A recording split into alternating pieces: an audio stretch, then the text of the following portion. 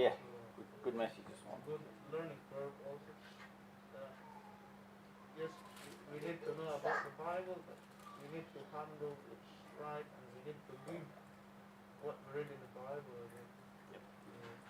And another one, we got a good turnout on Wednesday prayer meeting. Yes. Yeah. It was good. Good turn up for men this Wednesday, last Wednesday. Any more blessings? Verse 3.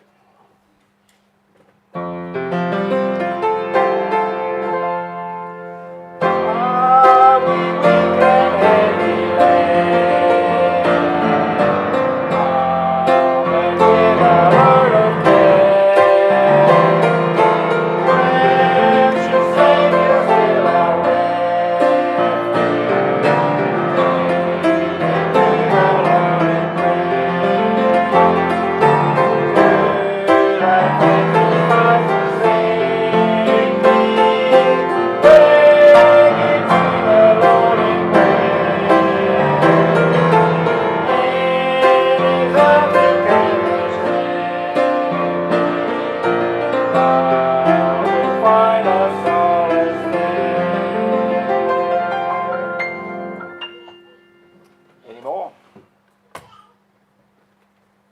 Mark. Steal somebody else's thunder, but it was a blessing that Tony's got his visa. Yes. Yeah. Yep.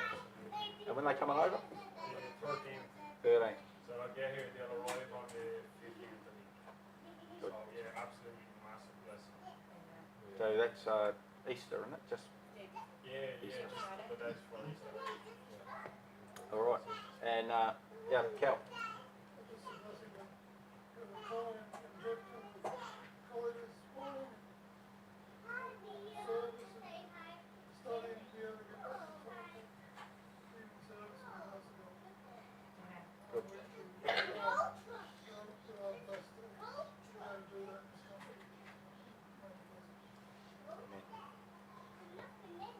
I think it's a blessing just to be used of God, really. I was able to share the gospel with one of the cricket moms yesterday. Yep. And she was really convicted, and she never thought about her eternity, and she said she'd go away and contemplate and think on these things and whatnot. But she's been a pianist at the Anglican church in Mathis for the last 6 years, and she's never heard the gospel. All right. Yeah, it's just amazing to see how the Holy Spirit was doing the work and just having God be able to use me. It's really refreshing sharing the gospel with people, even though it's a scary thing. Because we're at cricket, there's nothing churchy about being at cricket. But I just felt like God was pushing me to share the gospel with her, and I did, and it was just a blessing to be used of God. Amen. Good. And any more? Nadine was a blessing. First time on a Sunday morning to be here. Yeah. I think she enjoyed it. All right. Any more? Last stuff.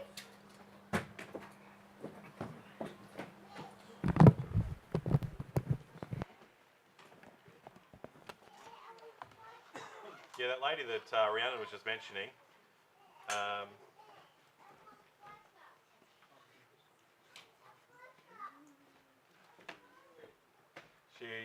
She's been the piano player over at the Anglican Church for 6 years. And I said, well, actually, someone used to be the Anglican piano player and got saved and came over here. Was Leslie, Mrs. Leslie, Senior. And she used to play the organ or something at the one at the bottom of Ely Street. That's like trying to be heritage listed. But anyway, the lady that kid that plays on Zach's team goes over there. She said, "I'm not religious." I mean, she just plays. They were like, "We need a piano player," so she played there for 6 years. Which to me, as a pastor, is like, man, we'd never do that. Just find someone to fill in, like whether they're a Christian or not, to play the piano. But 6 years you've been going to church, not a Christian, we'll say, not a Christian, and Rhiannon asked her, where will you spend eternity? What will happen to you after you die? She's like, I've never really thought about it.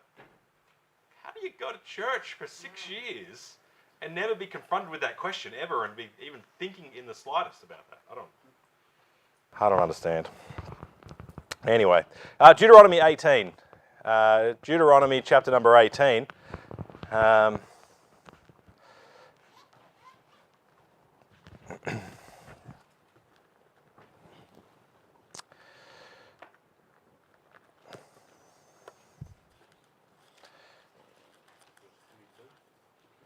Verse 22.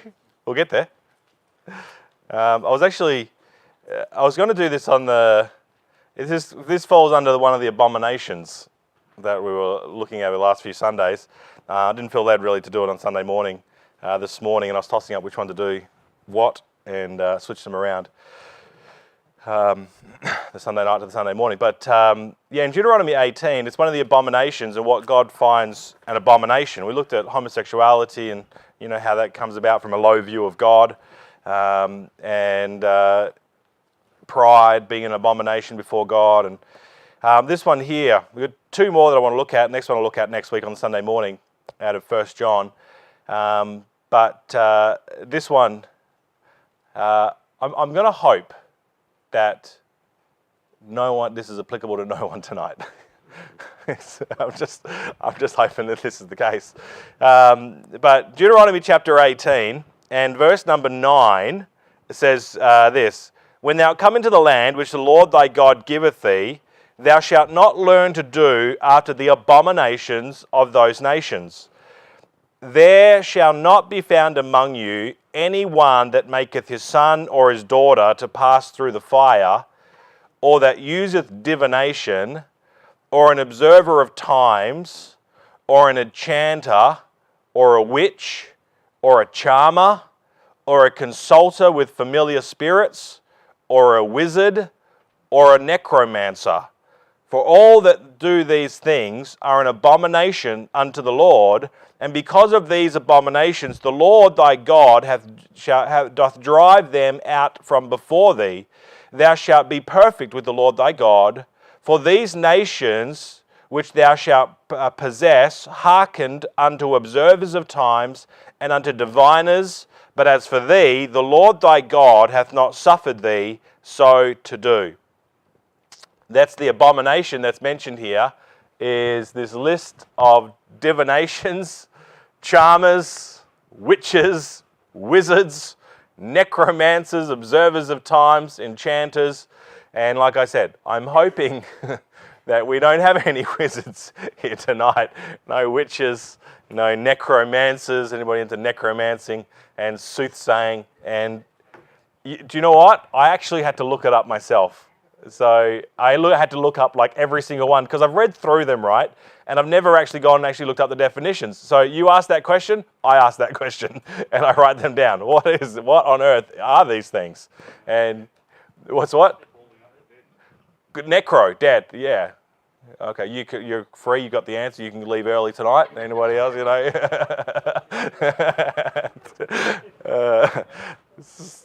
So yeah. And also they think. But that's what's laid out here. The first one, we're just going to go through them, and I just have a simple outline here of what is it, and it went in the Bible and then in today's world. I'll do it in today's world at the very end, but I'll just go through and have a look at each one, what they are, so that at least you know, maybe when you read through the Bible, you think, oh, okay, that's what that is, and that's how that plays out, or that's why it's in there, and then we will look at the end of the chapter as well. But the first one that's mentioned here in this list that I have here is divination. Webster, in his dictionary, he says this is the act of divining. Okay, but the act of divining, it's a foretelling of future events or discovering these secret or discovering things secret or obscure by the aid of superior beings or by other than human means. So the ancient heathen philosophers divided divination into two kinds, natural and artificial. So it's trying to work out the future, divining the future, plumbing the depths of the unknown, and trying to discover what is obscure. My uncle was a dowser. I think is a dowser. Some of you nod, or like a dowser. I never knew it as a dowser. I knew him as a water diviner. And Yeah, the old sticks. Like he would do the sticks and coat hangers, all different stuff, and the wires, and when they cross. Yeah. I know. I thought of that when I was doing this, and decided not to mention that. But he would do the wires. I don't know if he did the wires, but he had the fork stick, and you'd go it, and then it would bend down where there was water supposedly, my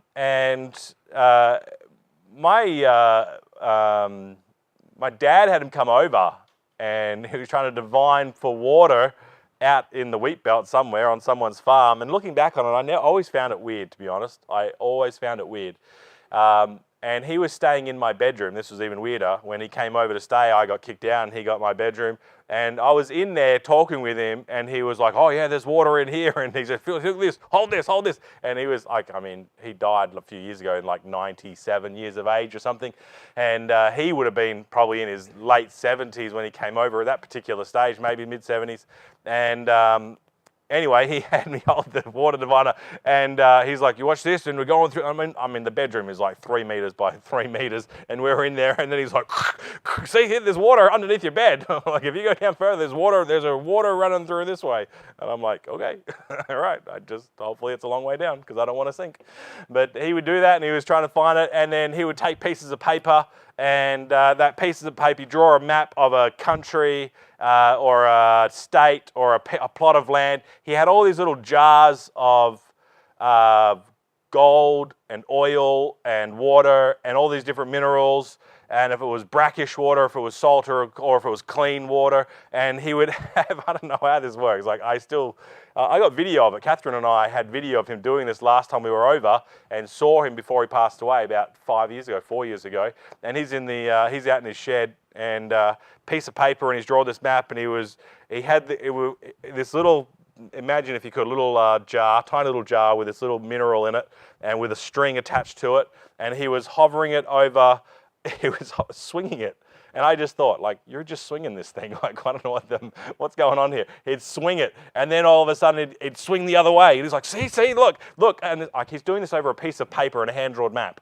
And he's saying, look, there's oil here. And he was, I think in that particular case, it was a map of it wasn't it was off the coast.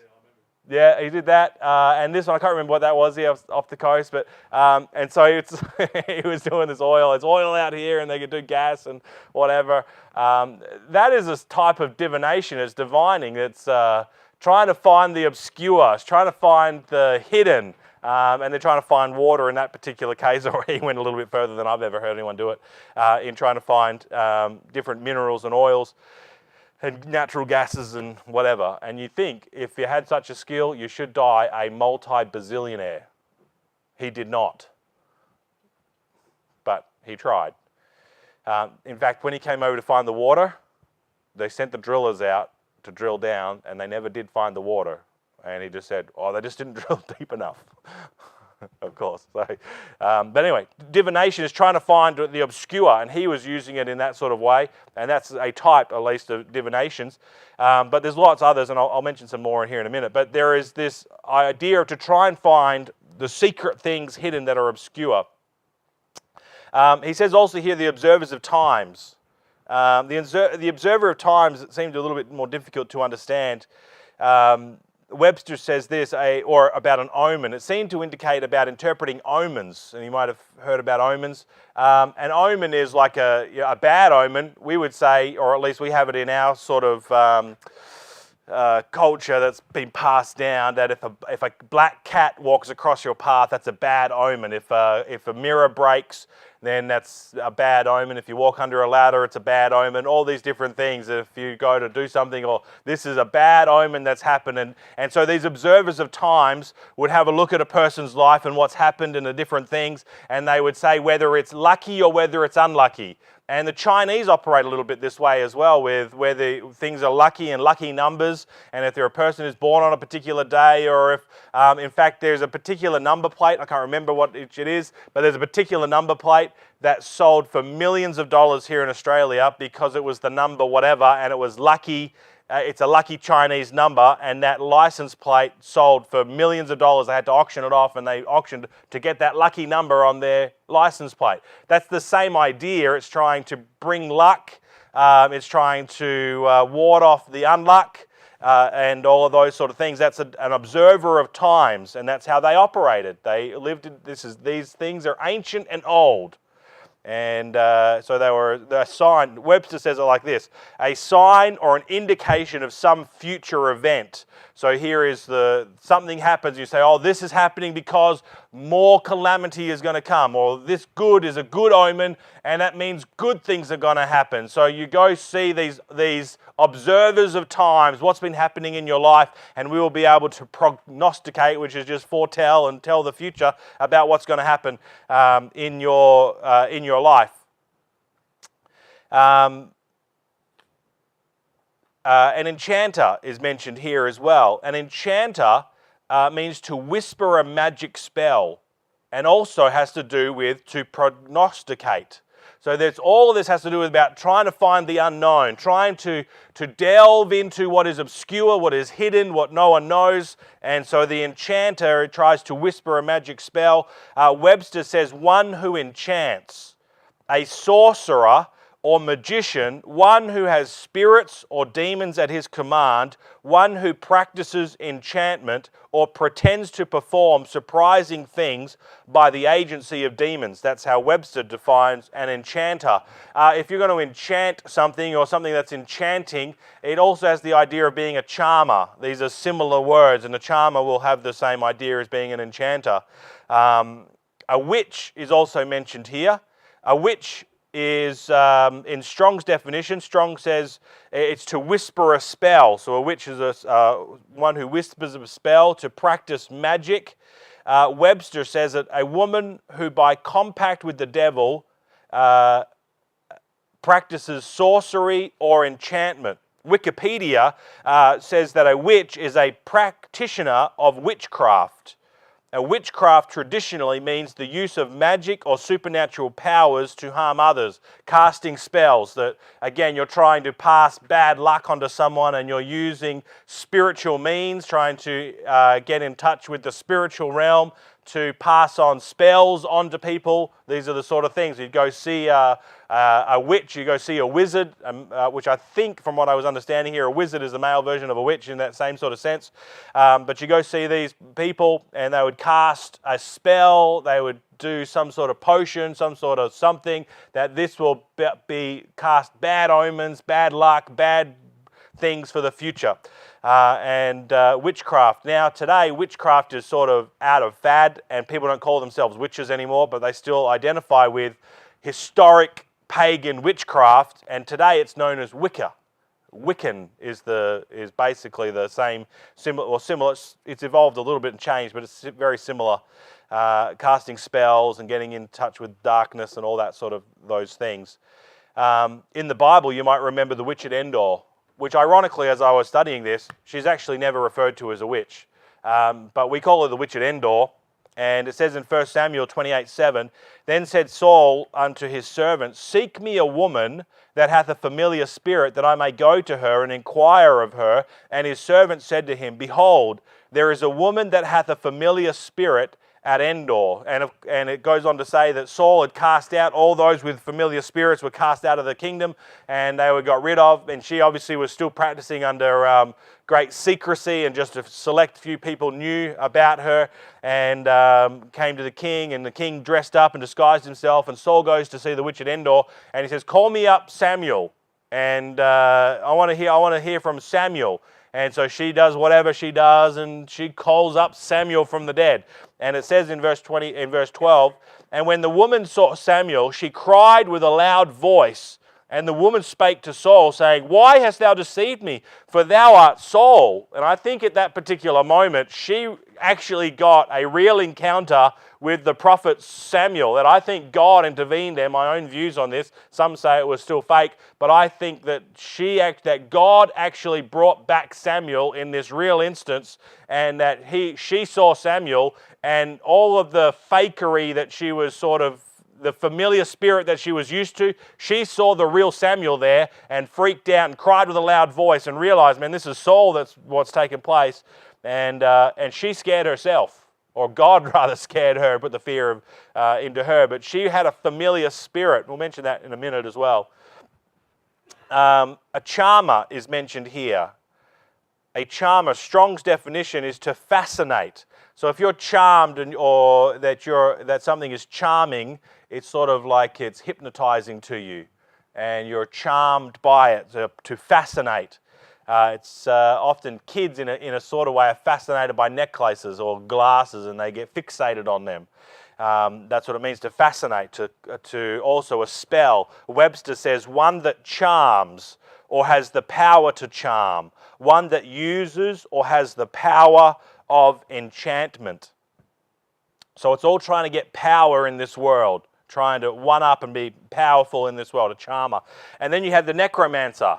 And the necromancer is, the Strong is necro, necro means dead, is what necro means. So basically it means to ask the dead. So a necromancer is to do what the witch at Endor, though we classify her as a witch in our terminology, is also a necromancer. And a lot of these terms, a diviner, a soothsayer, a necromancer, a charmer, an enchantment, like a wizard, they're often performing similar stuff, and they're trying to tell the future, and some of them are trying also to contact spirits or the dead. Now, a necromancer in this particular case is trying to talk to the dead. We would say in our terminology, they are a clairvoyant or a medium are the words that we use today. Still popular, still very popular to go see a clairvoyant and to go see a medium. Webster says, one who pretends to foretell future events by holding converse with departed spirits, a conjurer, to conjure up the dead, to call up. That's what those words mean. That's what they are. And God says all of them, all the nations that they were driven out, were all into these things. We think, man, we don't really know witches and wizards, and we might not know enchantments and charming and all of these different things today, but we might know the same thing by different names. Ouija boards is the same idea. Yeah, let me give you a list here of things that are in today's world that are basically the same things, but just modern takes on these ancient practices. Tarot cards are basically the same thing, where you're trying to tell the future, whatever the cards lay them out, and this particular card means a particular thing, and this particular card means a particular thing, and this particular card means a particular thing, and therefore this is what your future holds. I know a friend of mine that I used to work with, and he's older than me, and he uses tarot cards in his life to try and work out what's going on in the future, which I said to him recently. I said, you need to read the Bible. I said, you already have faith, because you're already placing your faith in tarot cards and in the universe and in the power here or some spiritual entity to try and forecast the future. Take that faith that you're using and go find not just the power of the universe, go find the maker of the universe and go learn him and read the Bible. And I said to them just like 2 weeks ago, pray for him. But he uses tarot cards and things of that nature. Tarot cards is unusual for men, but women, it's very popular for women to use tarot cards and to use such things like that. Fortune tellers. We don't have fortune tellers that sort of conjures up the gypsies in a little back of a wagon trying to over a crystal ball. But clairvoyants and mediums, they're very popular. Very, very popular. People go to mediums. I had a friend of mine when I was in high school, and we knew each other through the sporting realm, and her parents went to a clairvoyant and to a medium, and the clairvoyant told her dad about her mother's miscarriage or something from way back in their marriage that she had never told him about it, and the clairvoyant told him about it. And she was saying, what about that? Because I was giving her the gospel and we were talking about spiritual matters. And she says, how do you answer that? Where this clairvoyant was able to tell my dad things that he never knew, that she shouldn't have known. And people look at that and I say, that's not telling the future, one, that's actually telling the past. And it's interesting to say that these people had familiar spirits. Just think about that word for a minute. It's a spirit that is familiar. It doesn't mean that it is the spirit of the departed loved one, but it is a familiar spirit. It means they're calling on a spirit, this demonic entity, and this spirit is acting in a familiar way that connects that person as if it's the dead loved one that they are talking to. They're not talking to the dead loved one. God doesn't allow that. But this contact with the spirit realm, and this spirit acts in a familiar way to deceive, which is what the Antichrist is going to do later on. He comes and deceives with the power of the devil and deceives, maybe with a familiar spirit or something of that nature, but it's used again. So clairvoyants are real, in at least in that sense, or mediums are real, and they operate those ways today with what I would say is a demon possession, a demonic spirit that they are contacting and is giving them information about something. There's astrology. Star signs, zodiac signs, horoscopes. Man, these are absolutely popular. When I was at work, I'm not at work anymore. No, when I was at Blue Scope, they'd have the radios going. And one of the radio stations at the same time every single day would give the daily horoscope. And if you're this sign or that sign or this sign, this is what your horoscope is for the day. It's still very popular to have horoscopes and star signs and zodiac signs and your star. What does the stars say about my future? These are the same things that God says is an abomination to Him. He hates these things. These are morally repugnant to Him. Horoscopes. Charmers or enchantments. The snake charmers, it talks about the serpent charmers in Psalms. It talks about the serpent charmers. And they still do this in India, where they have the snakes and they try and hypnotize the snakes and charm them and and be able to control these serpents. And hypnotizing as well. I don't know about hypnotizing, how that works, but that's odd. It's strange, but it does fall under the category of charming and enchantment. That there's a spell sort of cast on a person to hypnotize them, and they are hypnotized, and that falls under all of these same categories, which are still stuff that goes on today. Hypnotizing is still very popular. To go find a hypnotist, there are those that quit smoking by going to see hypnotists, or they break their drinking addiction and their alcohol addiction by going to a hypnotizer who hypnotizes them, and they walk away. And I know someone who quit smoking by visiting a hypnotist, and they were hypnotized and they said, I no longer have the same cravings around cigarettes that I had once before. So these things are absolutely still going on, though we might call them different things. They're still in the world around us, and there are still people that are calling on basically what is the old-fashioned witches and wizardry, and the old-fashioned enchantments and charmers, and the old-fashioned necromancers that are used here. We just call them different, but they're the same things going on. God says these things are an abomination. And there's one primary interlinking bit of knowledge that links these all together. They're all the word prognosticators, which I mentioned before, which is trying to find out the future, trying to find out something hidden, trying to find out something that no one else knows, and trying to get knowledge. Let's look at this. Let's continue reading with that in mind. And look what comes after. He mentions all about the charmers, the consulters, the familiar spirits, the wizards, the necromancers. I didn't even mention even more that are in the Bible. This is an interesting one. I've mentioned it before, but I'll read it because I still find this is one of the most interesting of all of them in the Bible, about divinations and things like this. In Ezekiel 21, it says, "For the king of Babylon stood at the parting of the way at the head of two ways to use divination." So he was at a crossroads in his life.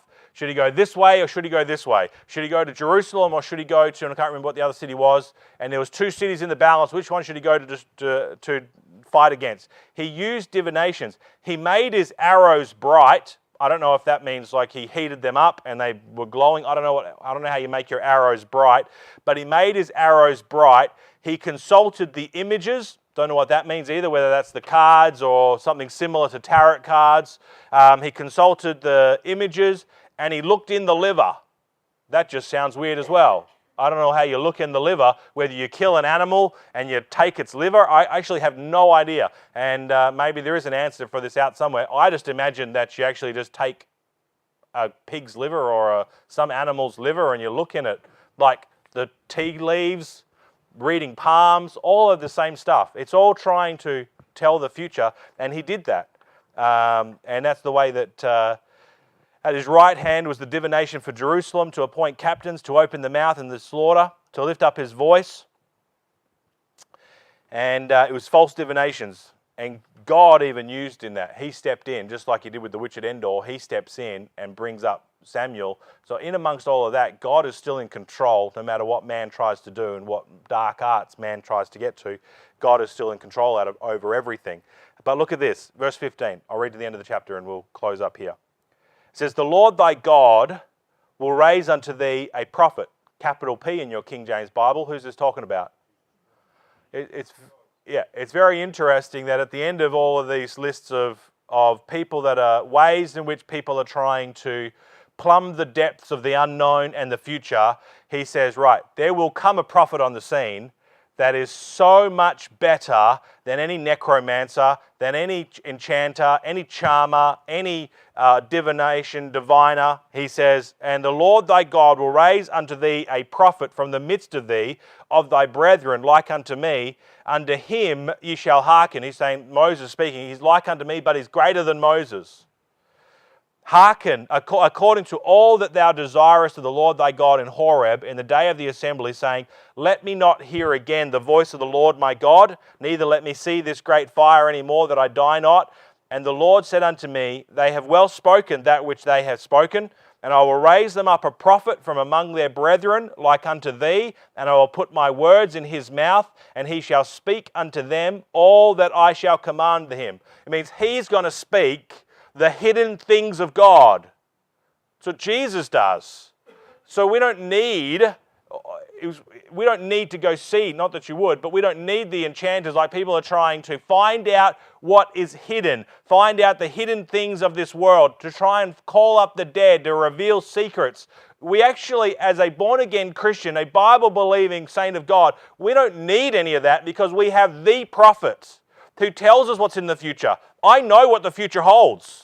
I don't have to look in tea leaves. I don't have to look at my palms. I don't have to look at any of that. I can actually go to Jesus and he is going to come again. He's going to judge this world in righteousness and in truth. I know those things because the prophet is far greater than all of the schemings of the devil to try and to find out the future. There is one greater. I don't have to go. I don't need an omen for luck and to be what's lucky and what's unlucky, because Proverbs tells us about wisdom. And if wisdom is a series of choices and I can be quote unquote lucky in life, it's not lucky, it's because I've chosen wisdom and I can be blessed because of wisdom, or I can choose the path of the fool and reject wisdom and go down the path of the fool and become quote unquote unlucky. I don't need omens for that. The Word of God tells me how to be blessed and how to act like a fool and reap the consequences of foolishness. And you know who is the personification of wisdom? Jesus. It's this prophet. The one that he mentions. I don't need omens to know whether I'm going to be lucky in life or unlucky. I actually just need Jesus. I don't need to call up the dead, because there is one who was dead and is alive forevermore. Amen, says Revelation. And I can go to him and he can tell me all about death and life and what's in the future. And he has been alive forever. He is eternal from the past and eternal to the future. He can tell me every part of it is Jesus Christ the righteous. The Lord said unto me, they have well spoken that which they have spoken.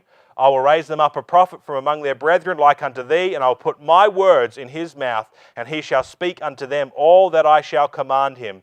And it shall come to pass that whosoever will not hearken unto my words, which he shall speak in my name, I will require it of him. But the prophet which shall presume to speak a word in my name, which I have not commanded him to speak, or that shall speak in the name of other gods, even that prophet shall die. And if thou say in thine heart, how shall we know the word which the Lord hath not spoken? which is what their issue was in Jeremiah. How could they tell who's the right prophet and the false prophet? He says in verse 22, when a prophet speaketh in the name of the Lord, if the thing follow not, nor come to pass, that is the thing which the Lord hath not spoken. But the prophet hath spoken it presumptuously, means of their own heart and of their own desire. The prophet hath spoken it presumptuously, thou shalt not be afraid of him.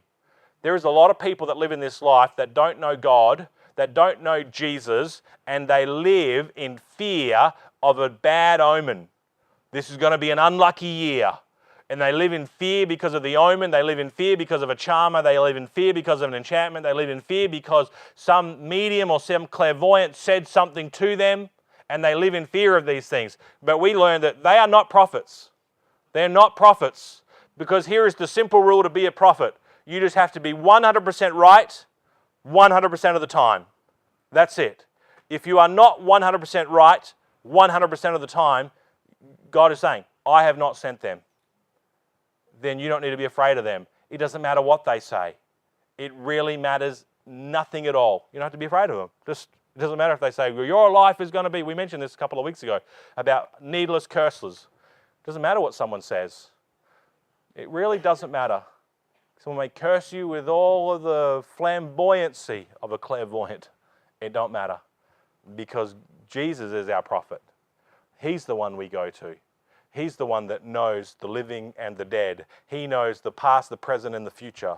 And all these other ones are just fake and phony, and they're abominations before God because they are trying to find the future and they are trying to find the secrets apart from God.